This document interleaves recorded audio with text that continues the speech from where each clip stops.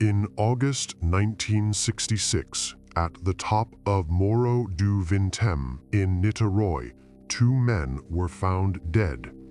The discovery was made by a young boy flying a kite on the hillside who noticed something unusual among the vegetation.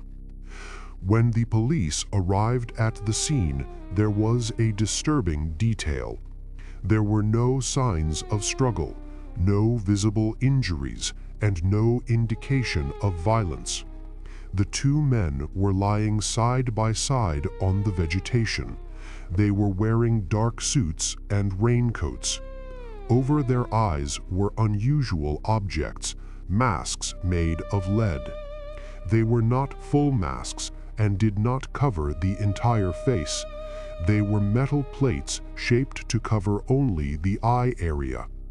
They had no openings and prevented anyone from looking directly through them. Those men climbed the hill carrying precise instructions, and they were waiting for a specific time. During the initial examination, a small folded piece of paper was found in the pocket of one of the men.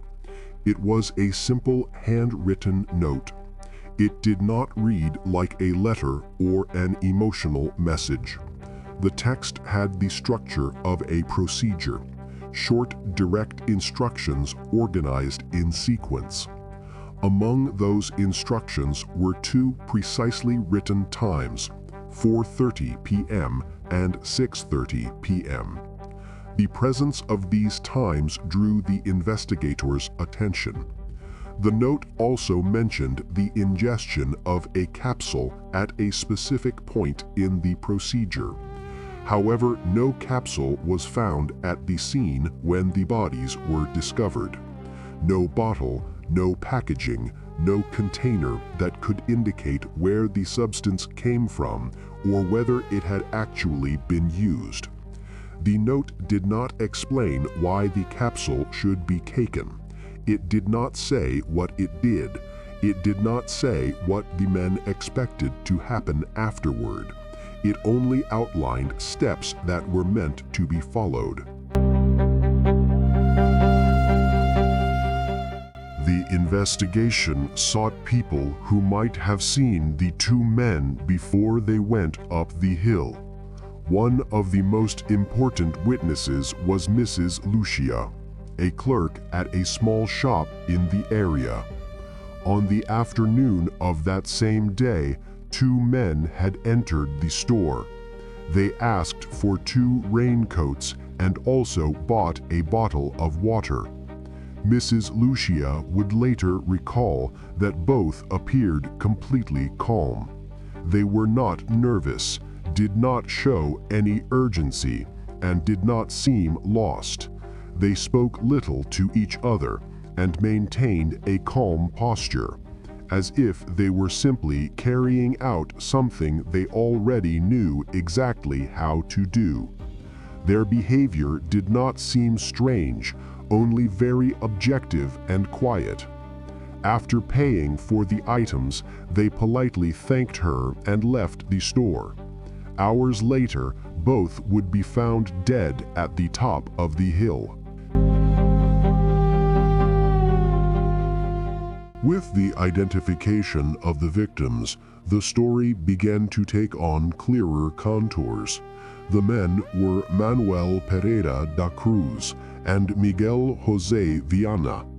Both were electronics technicians from the city of Campos dos Goitacazes in the state of Rio de Janeiro.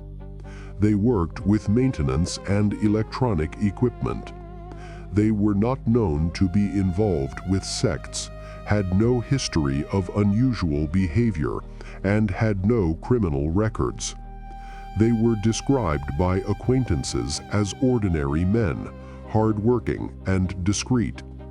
Electronics technicians are people accustomed to dealing with signals, circuits, frequencies, and electrical devices. Even so, at the top of the hill, there were no equipment, antennas, or any technical instruments. No measuring devices, no power source, no experimental apparatus.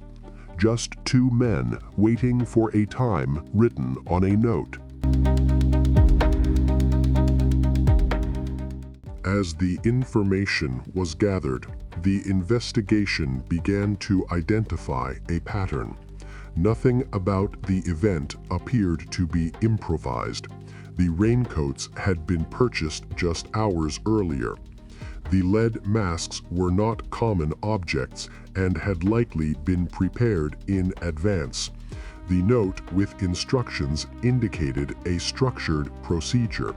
First, go to an elevated location. Then wait for a specific time. Next, use protection over the eyes. The masks blocked direct vision. Their only apparent function was to protect the eyes from something that could occur at that moment, something they clearly expected to observe. The fact that they brought those masks to the hill indicated that they anticipated a specific event, a precise moment in which looking directly could represent some kind of risk. At the top of Morro do Vintém, Manuel and Miguel were waiting for a specific moment of the day. The final time indicated in the note was approaching. Between those moments, something could happen. Some people in the area later reported seeing a strange light above the hill that same afternoon.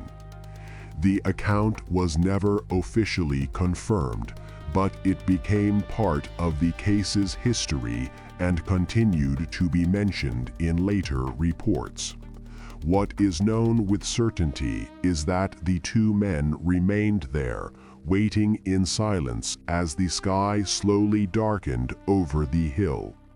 When the indicated time arrived, they placed the lead masks over their eyes and waited in silence.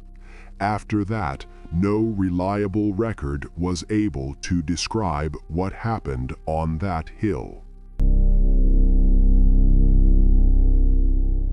Among the objects analyzed during the investigation, there was an observation notebook. It contained records of experiments related to signals that appeared consistently at the same times. The entries described recurring interference, observations made at specific hours, and attempts to reproduce certain conditions. There were no definitive conclusions, only careful documentation of something that seemed to occur repeatedly. On the last page of that notebook, there was an old signature, Antonio Pereira da Cruz. The name indicated that someone had been documenting that phenomenon long before the episode that took place in Niterói. Decades later, two electronics technicians would climb a hill following instructions based on that same record and wait for those exact same times. The observer watches. Fear reveals what a man truly is.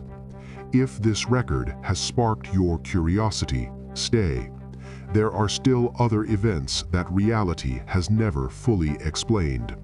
But before you continue, tell me in the comments, what do you think Manuel and Miguel were really expecting to see at 6:30 p.m.?